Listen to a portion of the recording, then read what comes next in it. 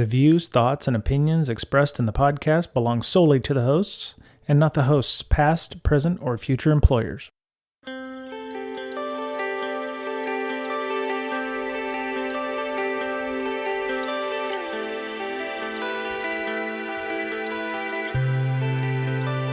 Hello, everybody. Welcome back. It's Brian and Mr. Betcher for Breaking Down Security.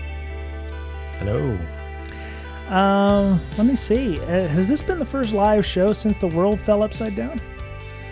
Yes. Okay. I know I talked to Alyssa Miller late or early last week, and that was one that we had done, or I had done at least, post when everything turned upside down. But how are you doing over there in Austin, Mr. Betcher?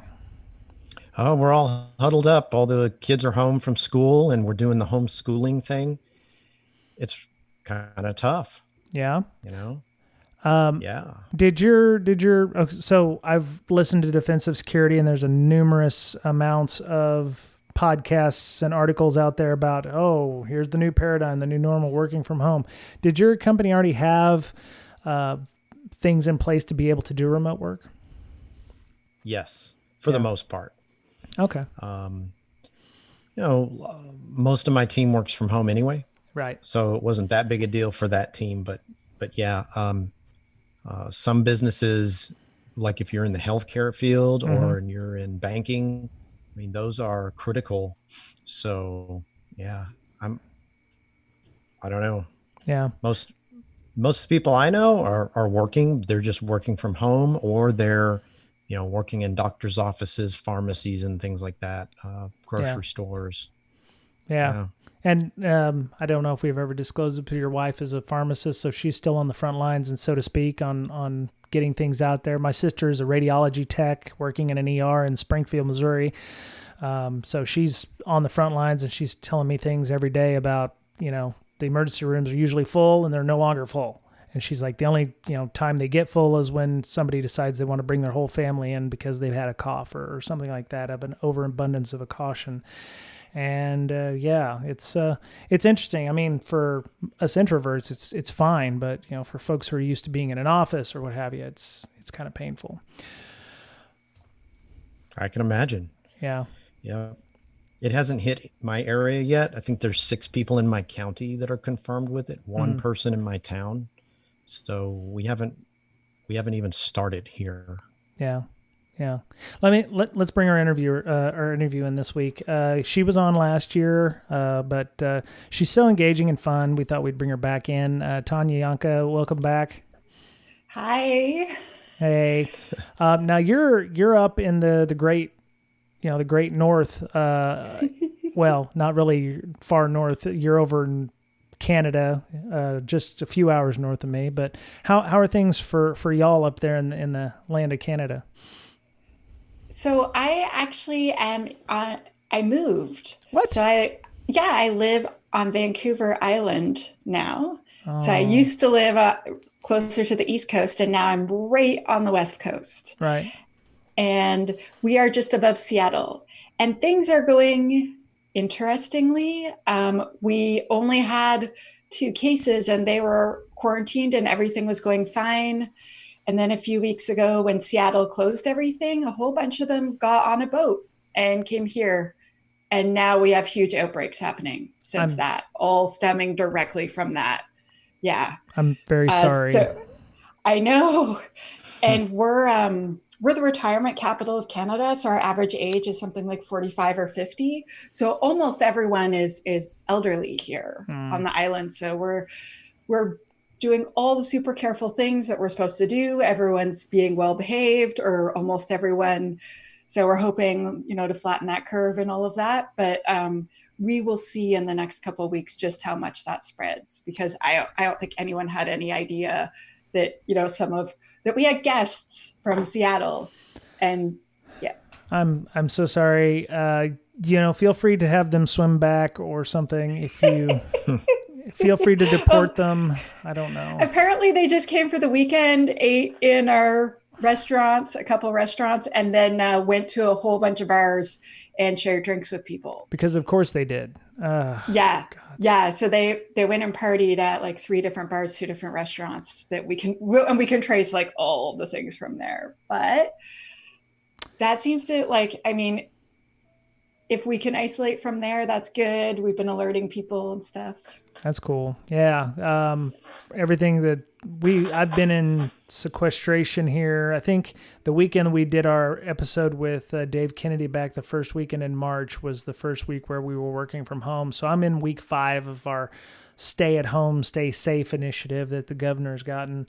For me, it's fine. I actually like working at home, but the lack of travel, I get out and I walk and stuff, but it's not the same. So I think the biggest worry that I have is food safety, and the fact that they haven't shut the restaurants and everything is great, because that's one more food supply system that is still in place, versus if you shut those 2 and you only had to rely on the supermarkets, I think we'd see more outages from the supermarkets themselves. And plus there's a lot of large cities, New York especially, where you've got 3 high-rise buildings with one, market underneath. So you've got 30,000 people trying to get into one market or something like that. So having those restaurants open is good. So I didn't want to talk about that on the podcast, but it's almost like the 500-pound gorilla in the room. It's like, why aren't you talking about that? And I would love to have somebody on to discuss, implementing new technology in a crisis situation or incident response, dealing with this scenario, because nobody thought of pandemic as a thing, or a mass outage or something like this. So maybe in the future we'll have some people on to talk about incident response or business continuity. Ryan, what's up? Have any pen tests gone or been canceled because of this? We just had our company meeting today. I actually heard we signed some more contracts with some fairly large company. I don't think we have anybody who's canceling them. If anything, it's some smaller companies that are, it's a requirement of larger companies are working for. So in our case, I don't think we're going to see much of a reduction in work. Our boss said that even if we didn't take any more gigs, we're pretty much planned out till October. That doesn't include any of the other side gigs or things that we get for other companies. So I don't know if it's the same for other companies, but we're pretty solid. I don't see PM work going anywhere, because we do need to at least have some kind of oversight. So, I think for the most part we're okay. If you definitely, like my mother or my brother who work in non-essential work, he's lost one of his jobs and he's put on partial furlough on the second. So, for some industries it's killing them, but for right now, I think we're all right. So I would assume in healthcare industry, you're fairly solid as well. So got to keep the lights on. So, all right. So we had Tanya on. Ms. Berlin, she's got some things going on in her life that I'm not going to talk about on here. So she will be back when she gets back. As a benevolent leader, I let my people have all the time off that they need, because I am like that. So she'll be back when she gets back, and we hope that she only has the best outcome for all of that. So Tanya, we have you coming on. You are busy. You moved across Canada. From east to the Florida version on Vancouver Island. You quit your job at a company that I don't think we can probably name yet. Or unless you feel comfortable naming it. Yeah, we could say I left Microsoft. That's okay. Okay. We left on good terms. We're still friends. Oh, that's nice. That's nice. And so you decided to pursue your passion for educating people. So you started up shehackspurple.dev. Got a bit of a hitch in the giddy up there with the pandemic, where you were doing on-site trainings, but didn't work out with all the pandemic stuff, because you can't travel, you can't be in a classroom with people for 8 hours for 5 days. So what are you doing to ameliorate that? I find that if life gives you lemons, you try to make lemonade. So if I have to cancel my travel all over the planet, instead, I have been creating lots and lots of online content. So I have a membership kind of club now. So for $7 a month, you can get all of my content instead of just some of it. And I'm working on creating a whole bunch of courses. So if I can't come to you and give you the course, what if I make the course online and interactive, hands-on stuff, but that you can do from home? I think that a lot of companies right now, they have a bunch of employees that are working from home that have extra time on their hands, like even someone that usually works from home. So there's a lot of stuff happening right now. So I'm hoping that when my courses are ready, that they are adopted as quickly as my online content has been. I'm so excited. I have like 53 customers and I've only been live not quite 4 weeks. Nice. Pretty awesome. Yes. Yeah. Yes. And sites like yours, and I was listening to Defensive Security the other day because I love the podcast, Jerry and Andy, solid. Go listen to Defensive Security. They were talking about that this is a perfect time to upskill. So if you've got a lot of extra time on your hands, whether you like it or not, use this time to learn something new. Learn, application security. Bone up on your ham radio stuff. I actually saw there was the local DC 206 was talking about doing online ham radio classes and testing. They actually gave the first online ham radio license test to people. And so this is a great time to learn new things. So, or, listen to podcasts. Absolutely. Such as it is. That would be the first. I'm actually partnering with a bunch of different groups to try to deliver online training so normally I charge fistfuls of cash if I have to get on an airplane, travel to another country, and it's a private training.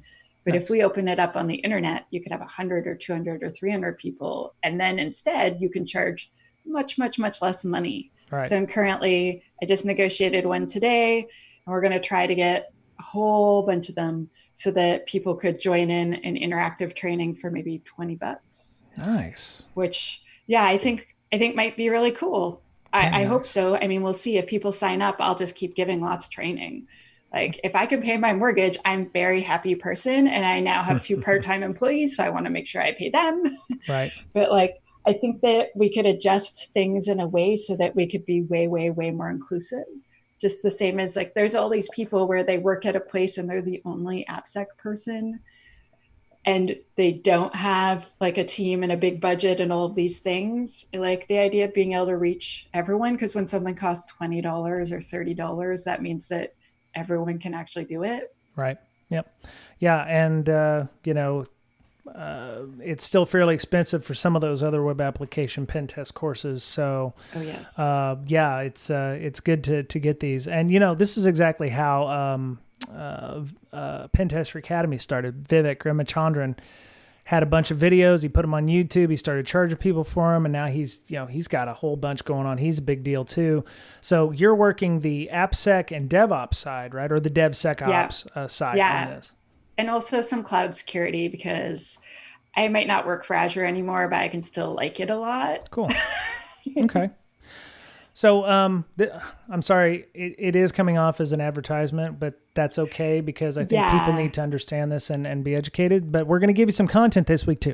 So we're going to go ahead and get started with that. And when I talked to her, Tanya online, she had mentioned her initiatives that she was doing here, but she also said, "Hey, I've got a blog post coming up about server-side request forgery and amongst other things." And I was like, hey, that's a great idea. We should have you on to talk about that. So I see a lot of people trying to test for server-side request forgery, but maybe they don't exactly know what it is they're testing for, or they just run burp scanner. It says, oh, you've got server-side request forgery potentially. And it's like, how do you prove that that's the case? And so my first question to you is, what are the differences between stored XSS and server-side request forgery?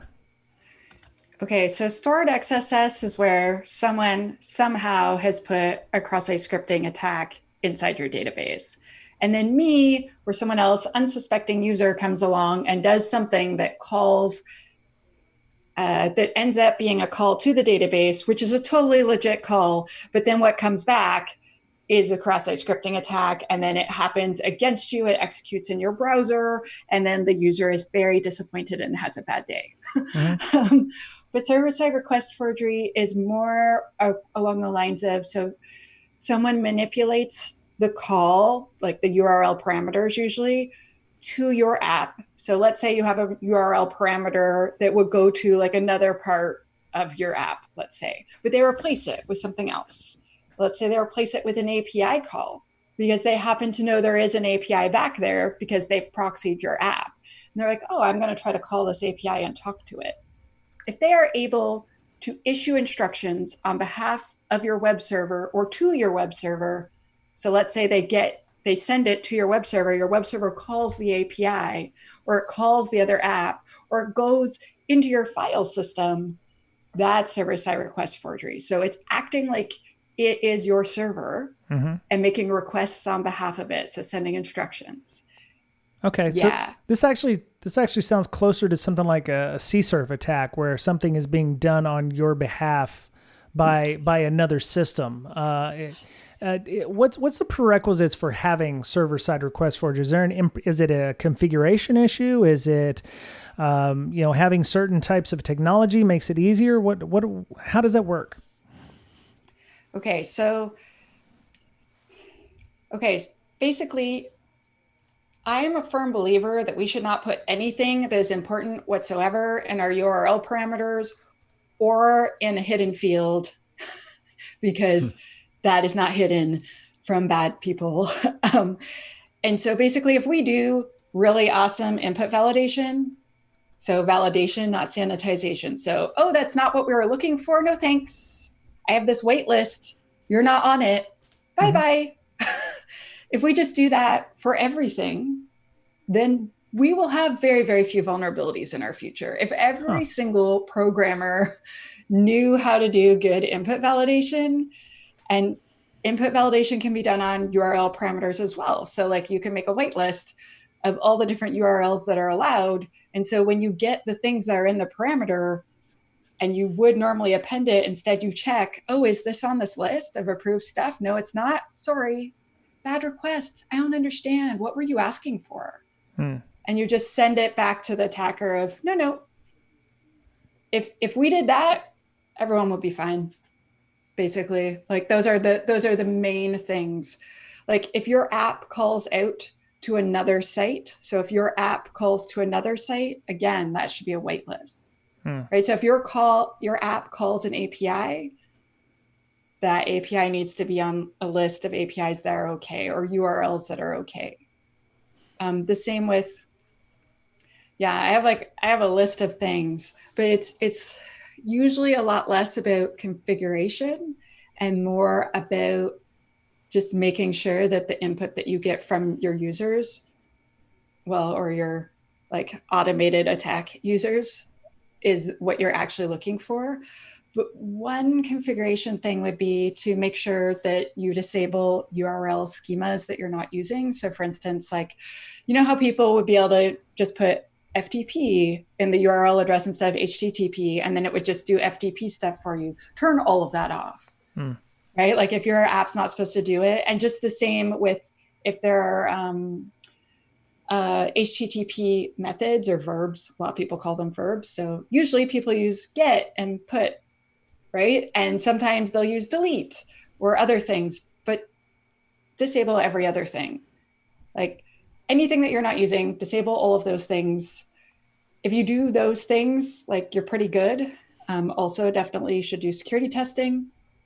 You can add unit testing for this specific thing if you're worried about it. The last thing I would say to make sure like this does not happen to you would be request filtering. So that depends on the stack that you're using. But if you're using basically like, so if you're using an app service in Azure, for instance, like that's not an option. But if you're using something more advanced, I don't want to like just list a bunch of products. So right. I'm going to say, but a lot of products will do request filtering. So just like you can do output encoding, it'll do request filtering. So it's like, oh, that's not okay, so you can't go there. Sorry. Okay. Like that's not on the approved okay list. And I know whitelisting apps, like whitelisting things can be annoying at first, but I would suggest that if this is a thing that people are going to do, that they just make a list and they put that on every single app, or like as a template across their entire org. And then it's a lot easier. Even if you just block like 80% of things, I think you would be doing a lot better. I also have like a list of mitigations, like for harm reduction, if you wanted to go through them, or I don't know if you want to talk about this all day. Well, no, the whitelisting stuff, Mr. Betcher's a huge fan of that. He doesn't deal with it from a web app point of view, but he has various whitelisting is just the way to go. You shouldn't be trying to, you shouldn't try to exempt the world, or, to try to, that's a huge elephant, and, allowing only what is known good. Now, you mentioned proxying traffic. Does server-side request forgery require some kind of proxy of a connection, or some kind of, modification inbound between the user and the server? Or could this be something legit that the user sends to the server that the server misinterprets? Could it be something legit that you would actually just, like, a user presses a button and then it does it? I think that's unlikely. I think it would be more like a user's using the app and then they add some stuff onto the end. Okay. And then they end up getting it. So let's say you have a URL and you can do like path traversal attacks where you add like .. and try to see where you can get. If you can figure out how to talk to the web server, like if it's going to take it and then go somewhere, you can still add like basically the exact same as a file transversal attack, like a path transversal attack, where if you can get it to, like, let's say it's going to go to a file server inside of your, basically all of this is you getting past the firewalls. So if your app is going to say like, oh, and I'm going to go retrieve this file for you, as opposed to you looking for it right on the web server, it's going to another file server. That's where it ends up being server-side request forgery, because you are imitating like you are this server, going and doing these actions on its behalf. I feel like earlier when you mentioned cross-site request forgery, maybe we should define that really quickly. Yeah. Yeah, please feel free to do so. There are two different types, but the one that got me was the stored XSS. It seemed like that would, because it's stored on the server usually. So I was like, well, if it's stored server side, then So please feel free to. So cross-site request forgery is basically where someone is able to surf on your credentials. That's why we call it CSurf. Right. But also because of the acronym. But the idea is like, so let's say you're logged in to, so like I like to shop online. I'm a nerd. I don't want to go out in public if I don't have to. And I really like dresses. So I will like shop for dresses for like 4 hours straight. But if I click on a phishing email during that time and it sees I'm already logged into my favorite site, it could issue an action to that site, which could be like a purchasing of a big screen TV to the attacker's address, not my address, right? And because I'm already logged in, if it is vulnerable to CSurf, then it'll just do it, because it like they'll just steal my session. They'll just act and take advantage of the session that's already in place and imitate me, and the app won't understand that it's not me. And so for CSurf, to protect ourselves, whenever there's an action, we just check in with the user like, hey, is that still you? And usually it's just a secret token that's being passed back and forth that the user has no idea. But sometimes it's like, hey, could you fill in this CAPTCHA, which users hate? Or for instance, like, let's say you're going to reset your password. It's like, hey, could you just enter your old password, please? Because we just really want to make sure this is you. So CSurf is different in that, like, you are imitating, but you're imitating like that person's session, as opposed to a server-side request forgery. You're able to use have all the same powers that server has, all the same permissions, all the same access. That's scary because it's behind your firewall. Right. Okay. So One thing I've never quite understood about the CSRF stuff, and I hate to go that way because we're talking about server-side request forgery, is you said it either looks at the tabs that you have open and acts on your behalf in that respect. How does it just know that what the cookies that you have in your browser or the tabs that you have open? Is there logic inside of the action or the script that is ran when you click the button? How does it know that? I don't think that they have any idea as to if you're logged in or not. It's just a matter of numbers. Like the Nigerian princes, most people are smart enough to know that there is not a prince in Nigeria that just has too much money and just really needs to give it to you. But unfortunately, like, we don't need every person to click on it. Really, you can make lots of money, unfortunately, by just fooling a small percentage of people. And so if you send out this phishing email to, let's say, 100,000 people, and then it actually gets into inboxes of 20,000 people, and then let's say of those 20,000, 5,000 click on it, and then of those 5,000, how many are already logged into, let's say, AliExpress, right? AliExpress is used by millions and millions and millions and millions of people every day. And I'm pretty sure that, I haven't tested it, but I'm sure it's not vulnerable to it, because otherwise they would be in big trouble, and because they're a big popular site, right? And because I know, because they've asked me to revalidate when I do certain things. Nice. But smaller sites, if they're vulnerable, it's just about numbers, because if you spread something far enough, someone's going to click.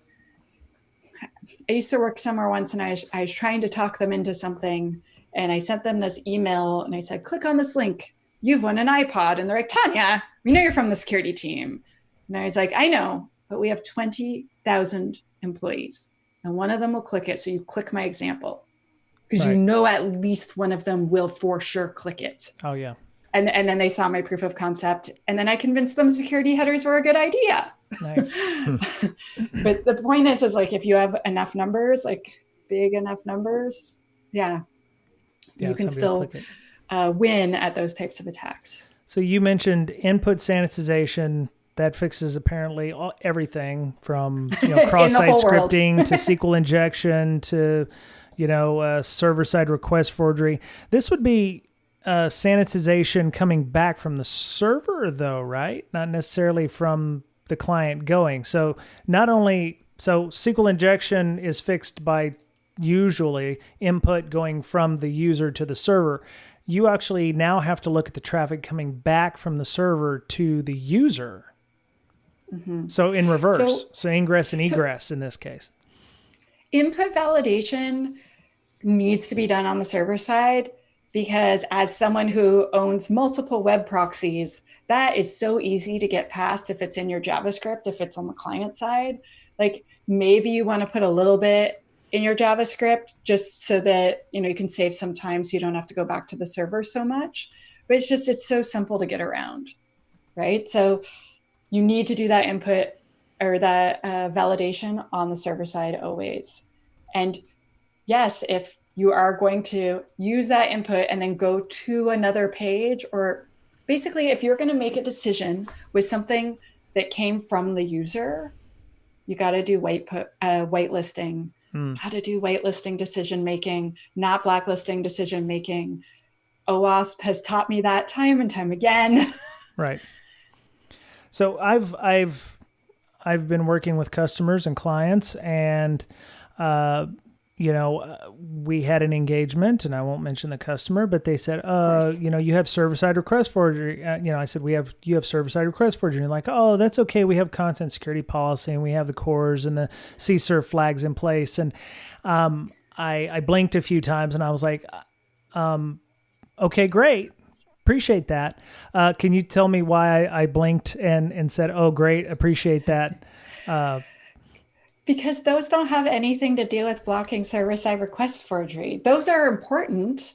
Like, you do want content security policy, but that's more to protect against cross-site scripting.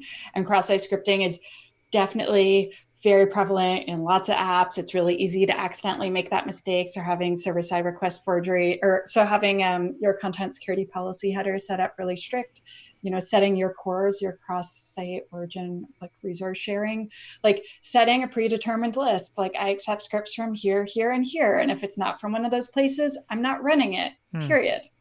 Yeah. Like when you say all the things that can call out and that's it, you just stop so many attackers in their tracks. Like I often explain to people, okay, so if I do a test and I verify I can do cross-site scripting, there's usually this little tiny field that has like 20 characters. I can't attack anything realistically very well with only 20 characters. So the first thing bad people do, malicious actors, is they call out to somewhere else with like pages of cross-site scripting attacks, right? Like it's pages of JavaScript. And then they're like, wham. So if you have content security policy, if you have your header set up with your list of places, obviously that malicious actor's website's not going to be on that wait list. And then you just basically stopped their attack or made their attack really, really, really, really limited. There's not very much that you can fit into, 20 characters or 100 characters. Mm-hmm. And so that's the magic of that. But that has nothing to do with server-side request forgery. Okay. Like I'm glad they're doing it. Like, please use security headers.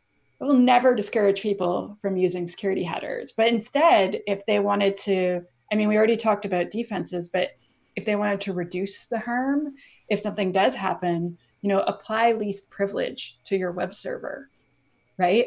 Make sure that every single thing behind your firewall has authentication and that your app does not have access to any of those things. Make sure every single app that you have and every single API has its own service account. And therefore, your app can only talk to things that's supposed to. I've seen someone once where they used a service account for every single app. And I was like, oh God, that's not what I meant. Right. So each one needs their own. Do zero trust on everything behind your firewall as well. And like life will be really good. Nice. I'm trying to think. I feel like I have one more comment on that I just, yeah. Oh, the last thing is, like, this is general advice for everything, but it helps reduce harm, is that let's say something looks like an SSRF attack. When you issue your error, be vague. Just be like, improper request. Don't say, oh, this failed because of this. Like, you would not believe how many like stack trace or whatever that comes out. And then I'm like, cool, thanks. Now I know how to fix my SQL injection attack so it's better. Or like, oh, you're running that version of that? Awesome. Gonna go look up that for vulnerabilities. So like, try really hard to do error messages that are like, you catch the error, you're like, I got this. And then like standard error message of like malformed request, please try again. Okay. Yeah. No leaking information. Wow. So in some places it's like not having a verbose error message, at least in, when you're trying to use an app, is bad because then you can't properly troubleshoot, but you're telling people to go the opposite direction in this case. Is it in terms of the type of message? Would it be better just to give it a 404 and call it good? Or, you don't want to put debug error message type level errors on the website or on the web page? So we never want to put debug type error messages on our webpage because it gives attackers extra information. And it also makes us look like we're amateurs, right? Right. Like a stack trace from a real app. It's like, oh, what are you doing? Right. I do hear what you're saying, though, that it's really annoying when you don't get the information that you need to troubleshoot. But if someone, I was talking to someone else this morning, like one of my clients, and I was explaining to them, like, listen, if someone's calling your API, like when you're first testing and like they've never called the API before, you can do some debugging and all of this. But once their app is calling your API, it should never have errors. It should never be like, oh, I sent a malformed request. If it's sending a malformed request, something's wrong, right? So trigger an alert. They're like, oh, crap, good point. Yep. Like an issue, like you were saying 404, or just, no, sorry, we don't understand, and just play dumb. And then meanwhile, like a security alert has been issued and it's like, what's going on here? They call the purchase API 45 100 times a day. Right. And all of a sudden they've sent an incorrectly formed request. What's going on? Because that could be someone somehow getting past your input validation, or that could be someone calling it that shouldn't be calling it, etc. Okay. Mr. Betcher is a filthy dev. He puts out his your errors aren't overly verbose, right, Mr. Betcher? Only to me. I have a debug version. So yeah. That's okay. We need to debug. Yeah. I'll compile a debug version for me, and then everyone else gets the regular version. Yeah, the release version. The release version, correct. Well, so this input validation and output encoding, zero trust policies and content security. I mean, those things were around a long, long time ago. And I remember taking classes where it's like input validation and output encoding. That's pretty much, 90% of security when it comes to AppSec. But it's hard. It is, and it takes time, and time that can better be spent putting out new releases and things like that, right? Or new features. Okay. I will counter that. So look at all of the technology that we're having to put into place just to protect against server-side request forgery. If we spent the hours getting the input sanitization correct, would we not have to spend the time to put in a WAF, to put in, the request forming, the CORS headers and all that stuff? If we just did those things, well, maybe not the CORS headers, those are still actually good regardless, but all the other technologies that we have to put into place to protect against server-side request forgery, if we were just doing input sanitization and output encoding correctly the first time, we would have less cruft. We would have less steps, less hoops to jump through to get things done. Am I incorrect on this, Mr. Betcher? And then I'll go to Tanya. But I have opinions, but I'm waiting. Go, Mr. Betcher, go. You could see her just chomping, like she had her hand over her mouth, trying not to say anything and let you finish. So we do have lots of technologies to fix that. And thankfully, computers are faster and faster, and we can buy the big WAFs and hopefully protect against a lot of things. And we have big budgets, and we can focus on the things that'll make us a profit, and then put a Band-Aid on it by buying these tools and hiring these pen testers to come in and try and fix these things after the fact. But I think it's kind of like insurance almost, right? People tend not to buy insurance, like, hey, I'm young, I'm healthy, I don't need health insurance because it'll cost me money. I'd rather play Fortnite or whatever and do all the things that young people are supposed to do, go out and party and spend my money on things that are fun instead of health insurance. Right. The problem is sometimes you get a condition and now it's called a pre-existing condition because you didn't have the health insurance, right? And you fall into that trap.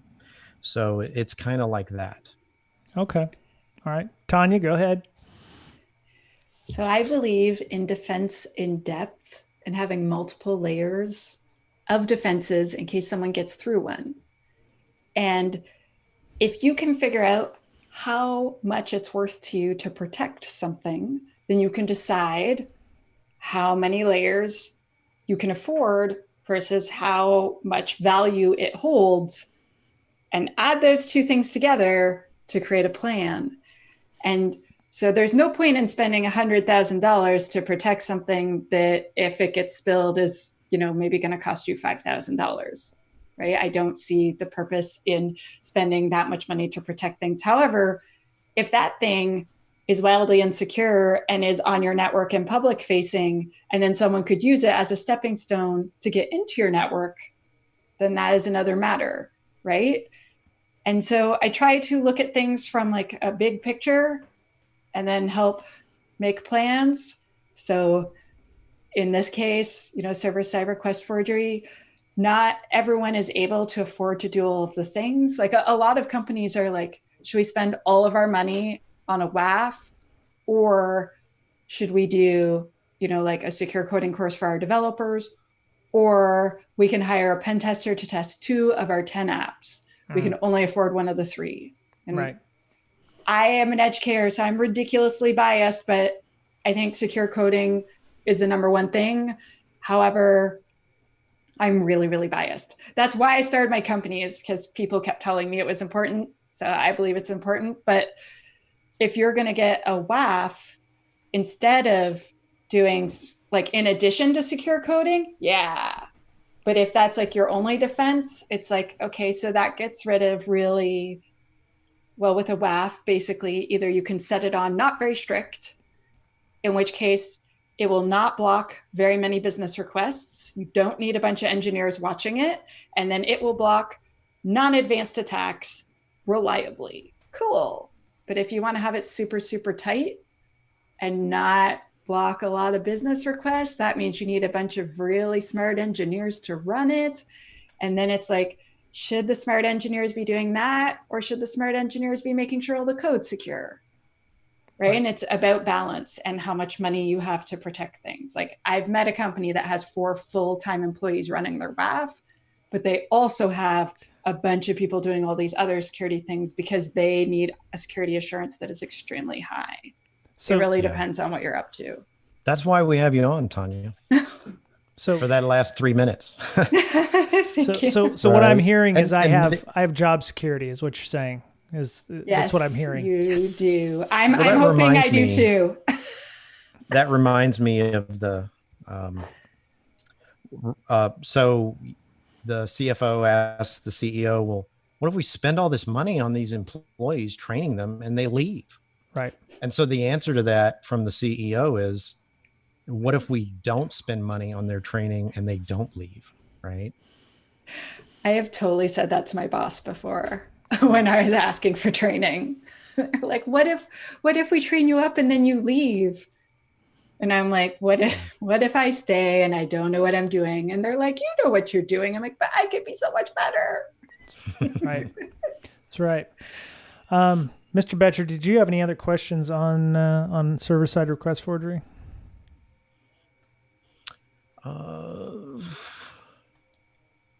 No. Cool. Okay. I think we covered it in that last exchange, really. The training, the WAF, the money, the investment. Mm-hmm. I don't know, Tanya, you got anything else to add? Honestly, I was really hoping we would speak about GitHub Actions, but I also see how we're running out of time. No, we can definitely make this a 2-parter. I actually just thought about this. Are there any server infrastructures or tech stacks that are strong against SSRF? I know some people tend to use Angular because it's type safe, so it's good against some protection. It has some protections against cross-site scripting. Are there any tech stacks in DevOps or whatever that is strong against SSRF? I don't know any that I can name off of the top of my head, but that does not mean they don't exist. I'm quite often facing a thing where people don't want me to name specific products. So sometimes I don't have the names ready, if that makes sense, but no, I don't have a list, unfortunately. Okay. Yeah, that's not a problem. The Angular is the only one that I know of because it's what they consider type safe or whatever, that it handles its data properly or whatever. Anyways, and I probably got that wrong. I look forward to your angry emails and people. So if we're going to do a 2-parter, are we live? No, we're not live. No, we're not live. I was going to put a short gap here and then start part 2. But do you have something else? I was going to say, if we're going to do part 2, just because we've been, could I take a bathroom break really quickly? Yes, I can stop recording. Yeah. Okay, stop recording for a second and I'll be right back. Okay. And that's it with our interview with Tanya Janca on server-side request forgeries and other web application security issues. If you're interested in learning more about that, Tanya has a whole website dedicated to that. You can go to shehackspurple.dev and check that out. She's got some trainings. She's got some additional content she's going to be putting up in the next few weeks. And if you're interested in discussing more about web AppSec and security and DevOps and all kinds of good stuff, including some of the topics we're going to be talking about with her next week, you can find her on Twitter at shehackspurple. Thank you to our Patreon donors for supporting the show. We every month that goes towards hosting fees for Libsyn, goes to paying for our Zoom bill, as well as ancillary things like equipment upgrades if we ever need them, or domain fronting, domain registration fees, and etc. So we appreciate everybody who helps out with that. The podcast is always free, but we appreciate those folks that can spend how much ever they can and add it to what we call the tip jar and help the podcast be better than what it is. If you're interested in joining a large community, if you're stuck at home, work from home, and need an outlet to learn or to get involved with or network with people, our Slack is available, so you can send us an invite to Brakesec on Twitter, or you can email us at bds.podcast@gmail.com. You can find Miss Berlin at InfoSystir, INFOSYSTIR, and you can find her also at Hackers Health on Twitter, which is a nonprofit dedicated to helping the InfoSec community with mental health issues. So she does villages for conferences. So once we get back into the swing of things with conferences that aren't online, she'll ask her nicely, and her or one of her ambassadors will come and do a mental health village for you. Right now they're doing a lot of virtual Zooms, at least in mid-April 2020. They're doing a lot of virtual Hangouts and Zooms that you can join if you just want to get some human interaction in some way, shape, or form. Mr. Betcher, you can find him at Betcherpwned, BOETTCHER, His current labor of love is LogMD, which is a logging tool for Windows. If you're interested in checking that out, you can go to log-md.com. We have a TPub store if you're interested in getting a t-shirt or coffee mug or some stickers or something, and you want to help out the podcast but you don't want to donate to the Patreon. You can go to tpub.com/user/BDS podcast.